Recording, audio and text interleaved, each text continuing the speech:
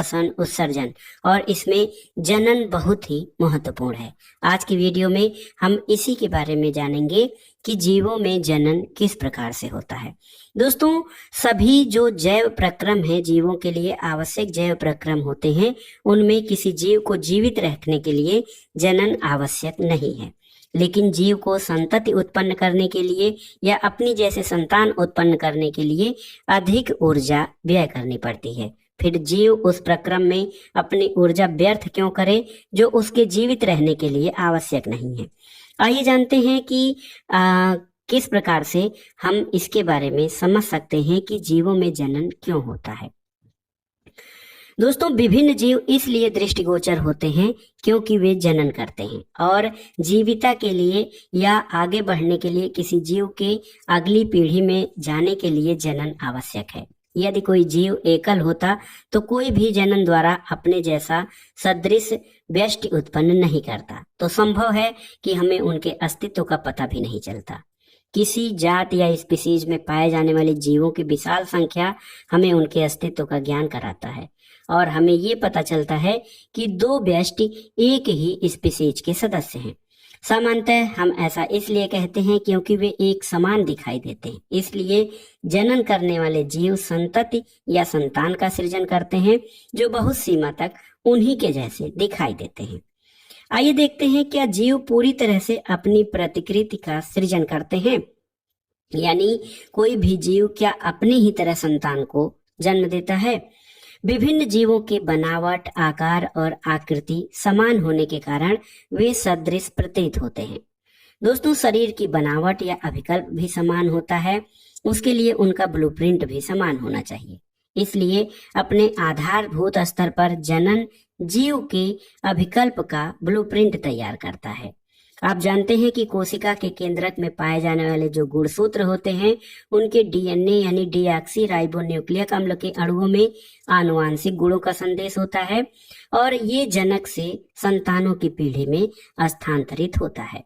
कोशिका के केंद्रक में डीएनए प्रोटीन संश्लेषण के लिए सूचना निहित होती है और इस संदेश के भिन्न होने की अवस्था में बनने वाली प्रोटीन भी भिन्न भिन्न होती है और भिन्न प्रोटीन के कारण अंततः शारीरिक बनावट में भी विविधता आती है। तो जनन की मूल घटना डीएनए की प्रतिकृति बनता है। डीएनए की प्रतिकृति या मॉडल बनाने के लिए, उसके जैसा रूप बनाने के लिए कोशिकाएं विभिन्न रासायनिक क्रियाओं का उपयोग करती हैं। जनन कोशिका में इस प्रकार डीएनए की दो प्रतिकृतियां बनती हैं और उनका एक दूसरे से अलग होना जरूरी है। डीएनए की एक प्रतिकृति जो होता है, एक कॉपी, उसको मूल कोशिका में रखकर दूसरी प्रतिकृति को उससे बाहर निकाल देने से काम नहीं चलेगा, क्योंकि दूसरी प्रतिकृति जो होती है उसके पास जैव प्रक्रम के अनुरक्षण के लिए संगठित कोश की संरचना तो नहीं होगी। इसलिए डीएनए का मॉडल या उसकी कॉपी बनाने के लिए दूसरी कोश की संरचनाओं का सृजन भी होता है और इसके बाद डीएनए की प्रतिकृतियां विलग हो जाती हैं। परिणाम ये होता है कि एक कोशिका विभाजित होकर दो कोशिकाएं बनाती हैं। आप जानते हैं कि ये दोनों कोशिकाएं एक जैसी हैं, लेकिन वो पूरी तरह से समरूप होंगी या नहीं होंगी, ये कहना कुछ भी निश्चित नहीं है। दोस्तों, जो डीएनए प्रतिकृतियां बनती हैं एक समान होती हैं, लेकिन मौलिक डीएनए के समरूप नहीं होंगी। हो सकता है कुछ विभिन्नताएं इतनी उग्र हों कि डीएनए की नई प्रतिकृति अपने कोशिकीय संगठन के साथ समायोजित ही न हो पाए और इस प्रकार की संतति कोशिका मर जाती है। दूसरी ओर डीएनए प्रतिकृति की अनेक विभिन्नताएं इतनी उग्र नहीं होती हैं, इसलिए संतति कोशिकाएं समान होते हुए भी किसी न किसी रूप में एक दूसरे से अलग होती हैं और जनन में होने वाली ये विभिन्नताएं जैव विकास का आधार होती हैं। विभिन्नता या असमानता का महत्व क्या है? दोस्तों, अपनी जनन क्षमता का उपयोग करके जीवों की समष्टि पारितंत्र में स्थान अथवा निकेत ग्रहण करते हैं। जनन के दौरान डीएनए प्रतिकृति का अविरोध जीव की शारीरिक संरचना और डिजाइन के लिए बहुत ही महत्वपूर्ण है, जो उसे विशिष्ट निकेत के योग्य बनाती है। इसलिए किसी प्रजाति या स्पीसीज की समष्टि के अस्थायित्व का संबंध जो है वो जनन से होता है। निकेत में कई प्रकार के परिवर्तन आ जाते हैं जो जीवों के नियंत्रण से बाहर होते हैं। पृथ्वी का तापमान बढ़ सकता है, कम हो सकता है, जलवायु में परिवर्तन हो सकता है, और कभी कभी क्या होता है कि निकेत में कुछ उग्र परिवर्तन आते हैं। तो ऐसी अवस्था में समष्टि का समूल विनाश भी हो सकता है। यदि समष्टि की जीवों की कुछ विभिन्नता होगी तो उनके जीवित रहने की कुछ संभावना होती है। इसलिए यदि शीतोष्ण जल में पाए जाने वाले जीवाणुओं की कोई समष्टि है तो वैश्विक उष्मीकरण या ग्लोबल वार्मिंग के कारण जल का तापमान बढ़ने पर अधिकतर जीवाणु तो मर जाएंगे, लेकिन जो उष्ण प्रतिरोधी क्षमता वाले कुछ परिवर्तन होंगे वो जीवित रहेंगे। और ये विभिन्नताएं या असमानताएं प्रजातियों की उत्तरजीविता बनाए रखने में बहुत सहायक होती हैं। जनन, विभिन्न जीवों में जनन जो है हम पढ़ रहे हैं, इसमें आइए जानते हैं एकल जीवों में प्रजनन विधि किस प्रकार होती है। दोस्तों, इष्ट जो होता है खमीर, उसकी वृद्धि और दूसरी क्रियाकलाप में कवक की वृद्धि के तरीके की तुलना जब आप करेंगे तो आप पाएंगे कि जनन कैसे होता है। आइए जानते हैं। एक तो होता है विखंडन द्वारा। एक कोष की जीवों में कोशिका विभाजन अथवा विखंडन द्वारा नए जीवों की उत्पत्ति होती है, और अनेक जीवाणु या प्रोटोजोआ की कोशिका विभाजन द्वारा दो बराबर भागों में बंट जाती है, और अमीबा जैसे जीवों में कोशिका विभाजन किसी भी तल से हो सकता है। तो जनन की एक विधि विखंडन होती है, और यहाँ अमीबा में देखिए द्विखंडन को किस प्रक्रिया द्वारा दोहराया गया है। दोस्तों, कुछ एक कोष की जीवों में शारीरिक संरचना अधिक संगठित होती है, जैसे कालाजार के रोगाणु। लेशमानिया में कोशिका के एक सिरे पर कोड़े के समान सूक्ष्म संरचना होती है। ऐसे जीवों में द्विखंडन एक निर्धारित तल से होता है। मलेरिया परजीवी, प्लाज्मोडियम जैसे अनेक प्रकार के एक कोश के जीव एक साथ अनेक संतति कोशिकाओं में विभाजित हो जाते हैं, जिसको बहुखंडन कहा जाता है। और दूसरी ओर इष्ट कोशिका से छोटे मुकुल उभार बनकर कोशिका से अलग हो जाते हैं और स्वतंत्र रूप से वृद्धि करते हैं। यहाँ पर देखिए प्लाज्मोडियम का बहुखंडन दर्शाया गया है। इसके अलावा जनन की एक विधि दोस्तों खंडन होती है। सरल संरचना वाले बहुकोश की जीवों में जनन की सरल विधि होती है। स्पाइरोगाइडा विकसित होकर छोटे छोटे टुकड़ों में खंडित हो जाता है, और ये टुकड़े अनेक जीवों में नए जीवों में विकसित हो जाते हैं। लेकिन सभी बहुकोश की जीवों के लिए ये सत्य नहीं है। वे सरल रूप से कोशिका दर कोशिका विभाजित नहीं होते हैं। इसका कारण ये है कि अधिकतर बहुकोश की जीव विभिन्न कोशिकाओं का समूह मात्र ही नहीं, विशेष कार्य के लिए उनमें कुछ विशेष प्रकार की कोशिकाएं ऊतकों का निर्माण करती हैं, और ऊतक संगठित होकर अंग बनाते हैं। शरीर में इनकी स्थिति निश्चित होती है।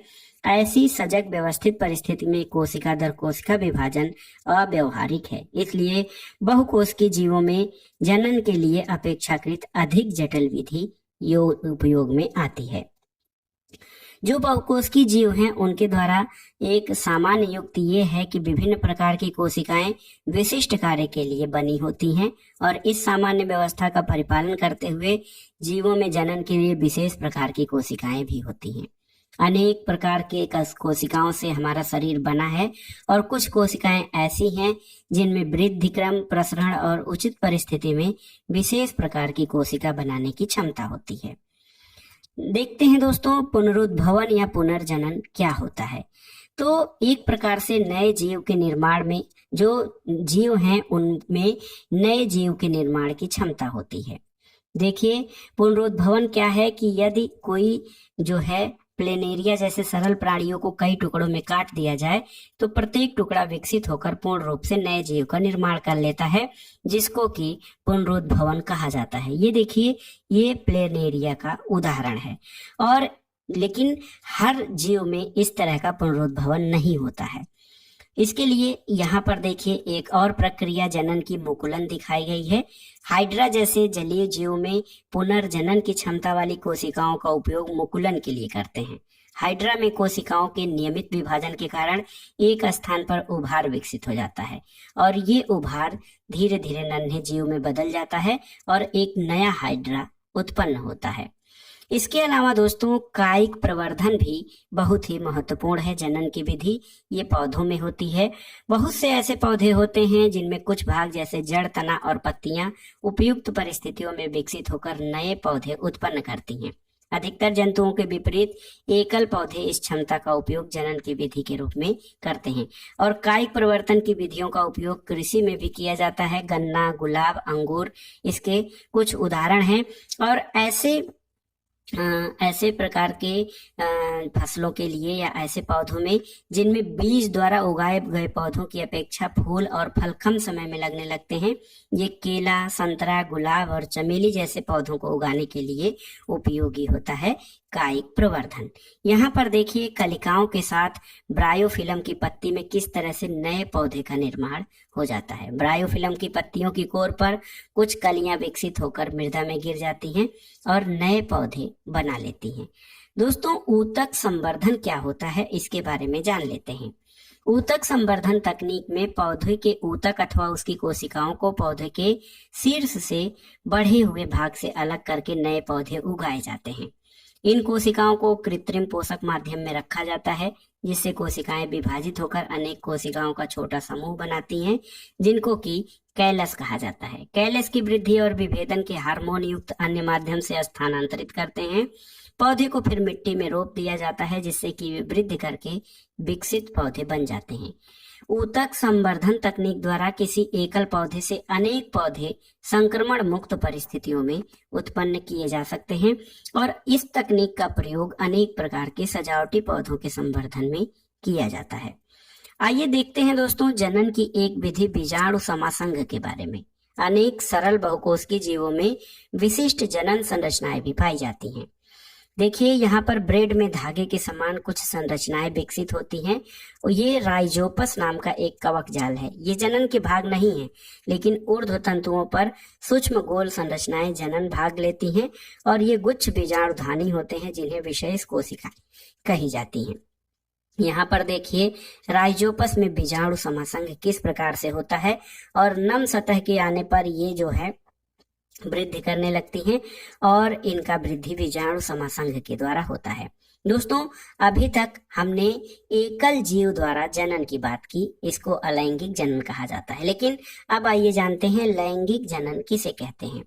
दोस्तों, जनन की एक ऐसी विधि जिसमें नई संतति उत्पन्न करने के लिए दो व्यष्टि या दो जीवों की भागीदारी होती है। न तो एकल बैल संतति बछड़ा पैदा कर सकता है, न ही एकल मुर्गी से नए चूजे उत्पन्न हो सकते हैं। और ऐसे जीवों में नए संतति या संतान उत्पन्न करने के लिए नर और मादा दोनों लिंगों की आवश्यकता होती है। इस कारण इसे लैंगिक जनन कहते हैं। लैंगिक जनन प्रणाली क्यों? दोस्तों, एकल पैतृक कोशिका से दो संतति कोशिकाओं के बनने में डीएनए की प्रतिकृति बनना और कोशिकीय संगठन दोनों जरूरी है। हम जानते हैं कि डीएनए की प्रतिकृति की तकनीक पूरी तरह से यथार्थ नहीं है। कुछ परिणामी त्रुटियां जीव की समष्टि में विभिन्नता का स्रोत होती हैं। और देखिए कि स्पीसीज की समष्टि में पाई जाने वाली विभिन्नता या असमानता उस स्पीसीज के अस्तित्व को बनाए रखने में सहायक होता है। दोस्तों, डीएनए की प्रतिकृति की प्रणाली पूर्ण रूप से यथार्थ नहीं है, पर वह इतनी परिशुद्ध अवश्य है कि विभिन्नता अत्यंत धीमी गति से उत्पन्न होती है। यदि डीएनए की प्रतिकृति की क्रियाविधि कम परिशुद्ध होती तो बनने वाली डीएनए प्रतिकृतियां कोशिकीय संरचना के साथ सामंजस्य नहीं रख पाती, जिससे कोशिका की मृत्यु हो जाती। लेकिन ऐसा नहीं होता है। दो या अधिक एकल जीवों की विभिन्नताओं के संयोजन से विभिन्नताओं के नए संयोजन उत्पन्न होंगे, क्योंकि इस प्रक्रिया में दो विभिन्न जीव भाग लेते हैं और प्रत्येक संयोजन अपने आप में अनूठा होता है। लैंगिक जनन में दो भिन्न जीवों से प्राप्त डीएनए को समाहित किया जाता है। एक समस्या ये हो सकती है कि यदि संतति पीढ़ी में जनक जीवों के डीएनए का युग्मन होता रहे तो प्रत्येक पीढ़ी में डीएनए की मात्रा पूर्व पीढ़ी की अपेक्षा दुगुनी होती जाएगी। इससे डीएनए द्वारा कोशिका संगठन पर नियंत्रण टूटने की अधिक संभावना है। हम जानते हैं जीवों की जटिलता जैसे जैसे बढ़ती जाती है, ऊतकों की विशिष्टता भी बढ़ती जाती है और इस समस्या का समाधान जीवों ने इस प्रकार खोजा जिसमें विशिष्ट अंगों में कुछ विशेष प्रकार की कोशिकाओं की परत होती है और इसमें देखिए जिसमें जीवों में कायिक कोशिकाओं की अपेक्षा गुणसूत्रों की संख्या आधी होती है और डीएनए की मात्रा भी आधी होती है। कोशिका विभाजन की प्रक्रिया, जिसको कि अर्धसूत्री विभाजन कहते हैं, उसके द्वारा पूरा किया जाता है।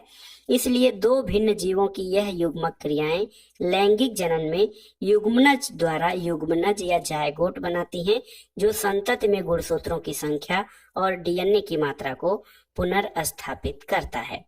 और यदि युग्मनज वृद्धि और परिवर्धन द्वारा नए जीव में विकसित होता है तो इसमें ऊर्जा का भंडार भी पर्याप्त होना चाहिए। दोस्तों, जो युग्मक होते हैं उनकी आकार और आकृति में विशेष अंतर नहीं होता है और जनन कोशिकाएं विशिष्ट हो जाती हैं। एक जनन कोशिका अपेक्षाकृत बड़ी होती है, उसमें भोजन का पर्याप्त भंडार भी होता है, जबकि दूसरी छोटी और अधिक गतिशील होती है। गतिशील जनन कोशिका को नर युग्मक और जिस जनन कोशिका में भोजन का भंडार संचित होता है उसको मादा युग्मक कहते हैं। आइए देखते हैं कि पुष्पी पौधों में लैंगिक जनन किस प्रकार से होता है।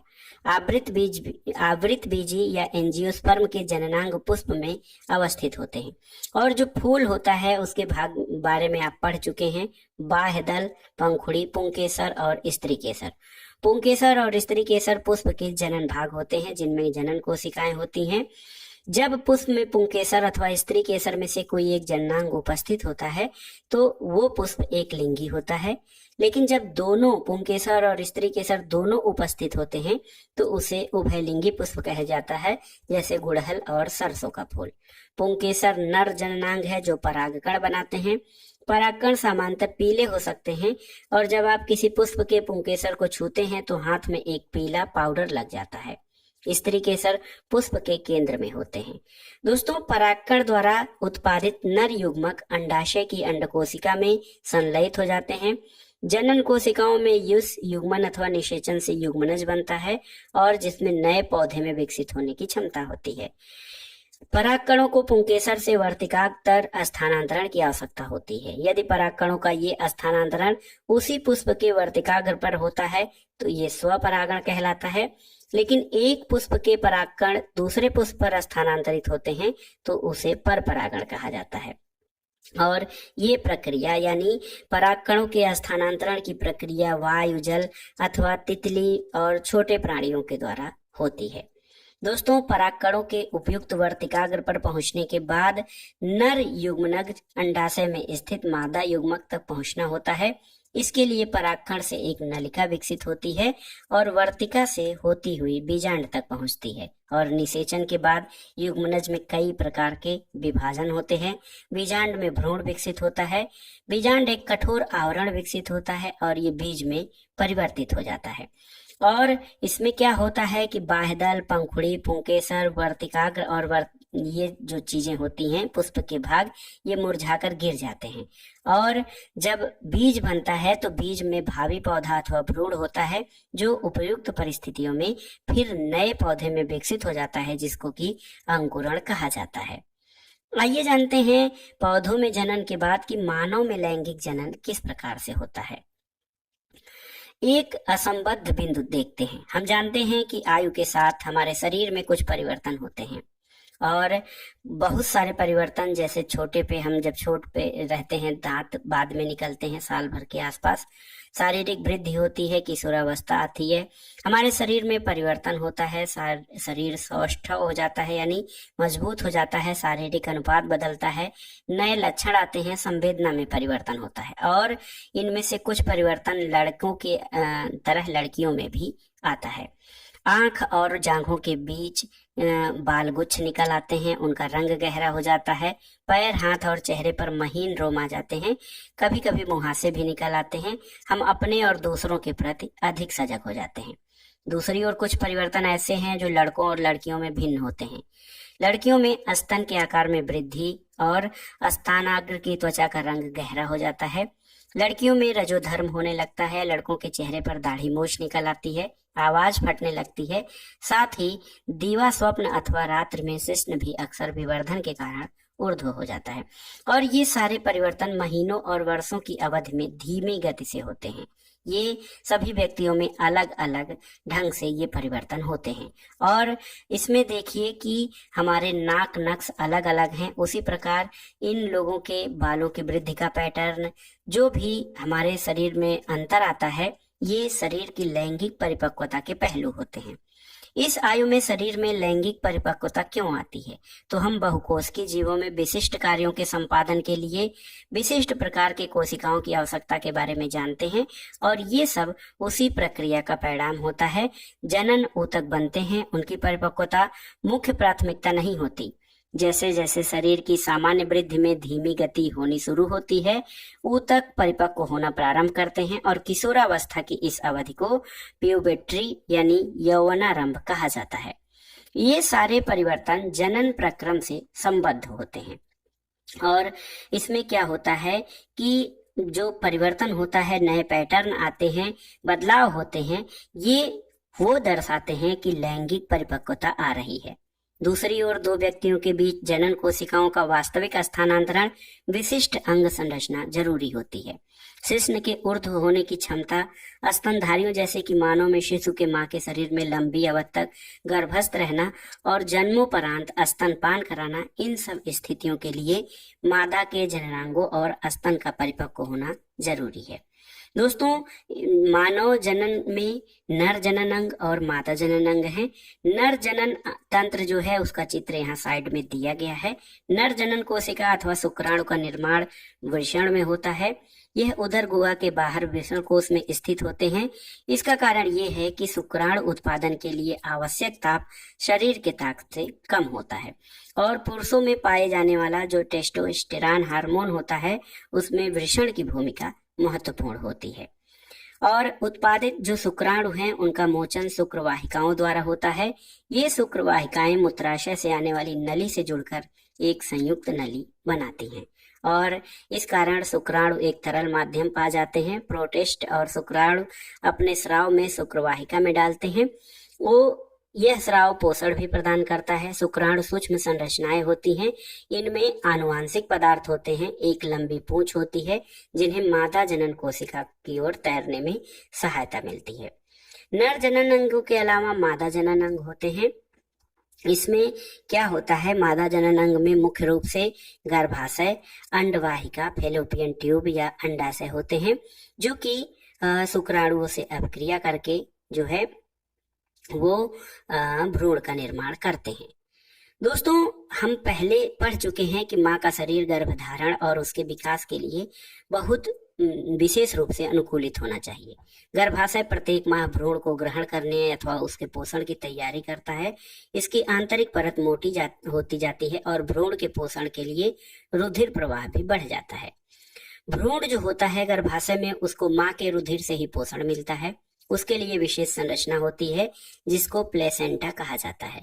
यह एक तस्तरी नुमा संरचना है जो गर्भाशय की भित्ति में धसी होती है और प्लेसेंटा के माध्यम से दोस्तों माँ के रुधिर के स्थानांतरण द्वारा बच्चे में होता है और माँ के शरीर में गर्भ की विकसित होने में लगभग 9 मास का समय लगता है और गर्भाशय के पेशियों के लयबद्ध संकुचन से शिशु का जन्म होता है। एक स्थिति होती है, क्या होता है जब अंड का निषेचन नहीं होता है।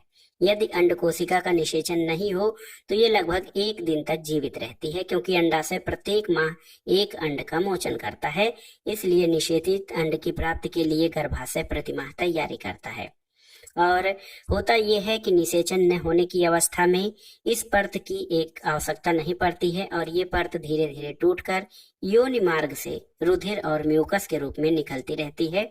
इस चक्र में लगभग 1 मास का समय लगता है। इसे ऋतुस्राव अथवा ऋजोधर्म कहते हैं। ये अवधि लगभग 2 से 8 दिनों की होती है। जनन स्वास्थ्य। दोस्तों, लैंगिक परिपक्वता एक क्रमिक प्रक्रम है। ये उस समय होता है जब शारीरिक वृद्धि होती है। इसलिए किसी सीमा तक अथवा आंशिक रूप से लैंगिक परिपक्वता का अर्थ ये नहीं है कि शरीर अथवा मस्तिष्क जनन क्रिया अथवा गर्भधारण के योग्य हो गए हैं। हम ये निर्णय किस प्रकार से ले सकते हैं कि शरीर और मस्तिष्क इस मुख्य उत्तरदायित्व के योग्य हो गए हैं, इस विषय पर हम सभी पर किसी न किसी का दबाव होता है। विवाह और संतानोत्पत्ति के लिए पारिवारिक दबाव हो सकता है। संतानोत्पत्ति से बचकर रहने का सरकारी तंत्र की ओर से भी दबाव हो सकता है और ऐसी अवस्था में कोई निर्णय लेना काफी जो है काफी महत्वपूर्ण या मुश्किल हो सकता है। कई प्रकार के देखिए, जब हम यौन क्रिया में प्रगाढ़ संबंध स्थापित होते हैं, कई प्रकार के रोगों का लैंगिक संचरण होता है। जीवाणु जनित रोग जैसे गोनेरिया और सिफिलिस और वायरस संक्रमण जैसे कि वार्ट और HIV एड्स शामिल हैं। लैंगिक क्रियाओं के दौरान इन रोगों के संचरण का निरोध संभव है और इसके लिए इनका जो है कुछ सावधानी या आवरण का प्रयोग करके अनेक रोगों के संचरण से बचा जा सकता है।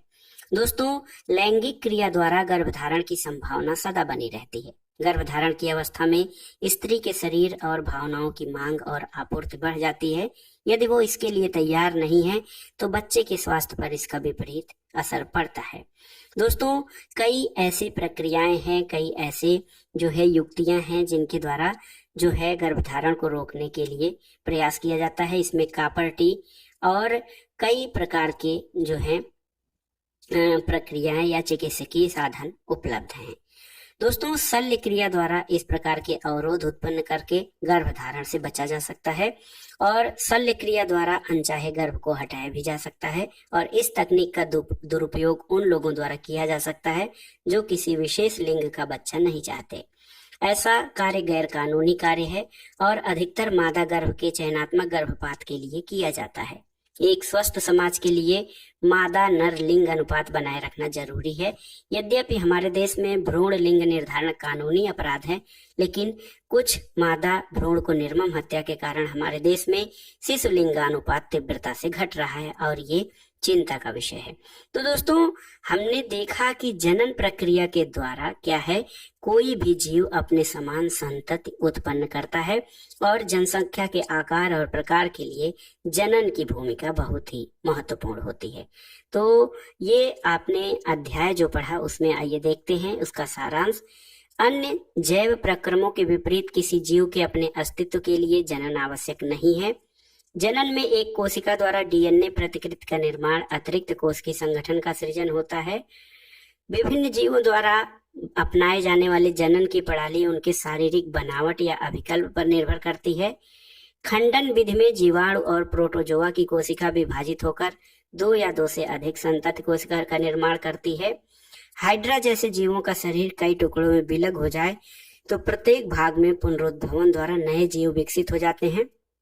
कुछ मुकुलन से भी उभर कर सामने आते हैं। कुछ पौधों में कायिक प्रवर्धन द्वारा जड़, तना अथवा पत्ती से नए पौधे विकसित हो जाते हैं और उपरोक्त अलैंगिक जनन के उदाहरण हैं जिसमें संतति की उत्पन्न एकल जीव या व्यष्टि द्वारा होती है। इसके अलावा अलैंगिक जनन के कुछ उदाहरण हैं जिसमें संतति की उत्पत्ति एकल जीव द्वारा होती है। लैंगिक जनन में संतति उत्पादन के लिए 2 जीव भाग लेते हैं। DNA प्रतिकृति की तकनीक से विभिन्नता उत्पन्न होती है जो प्रजातियों के अस्तित्व के लिए जरूरी होता है। पुष्पी पौधों में जनन प्रक्रम में परागकण परागकोश से स्त्री केसर के वर्तिकाग्र में स्थानांतरित होते हैं जिसे परागण कहते हैं। इसका अनुगम निषेचन द्वारा होता है। दोस्तों, यौवनारंभ में देखा जाए तो शरीर में अनेक परिवर्तन आते हैं और इसी प्रकार पुरुष और स्त्रियों दोनों में परिवर्तन आते हैं।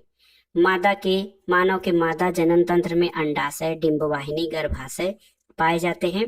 मानव लैंगिक जनन प्रक्रिया में शुक्राणुओं का स्त्री की योनि में स्थानांतरण होता है और निषेचन डिंबवाहिनी में होता है। अनेक प्रकार के गर्भ निरोधी युक्तियां अपनाकर गर्भधारण को रोका जा सकता है। इसके लिए कई प्रकार के साधन अपनाए जा सकते हैं। तो दोस्तों, आज का वीडियो आपने देखा बहुत ही महत्वपूर्ण था। NCERT विज्ञान का ये वीडियो कि विभिन्न जीवों में जनन किस प्रकार से होता है इसके बारे में। वीडियो आपको कैसा लगा हमें कमेंट बॉक्स में जरूर बताइएगा। वीडियो को लाइक करें, शेयर करें और इस चैनल मार्गदर्शन फॉर सिविल सर्विसेज को सब्सक्राइब करें। वीडियो देखने के लिए धन्यवाद दोस्तों। नमस्कार।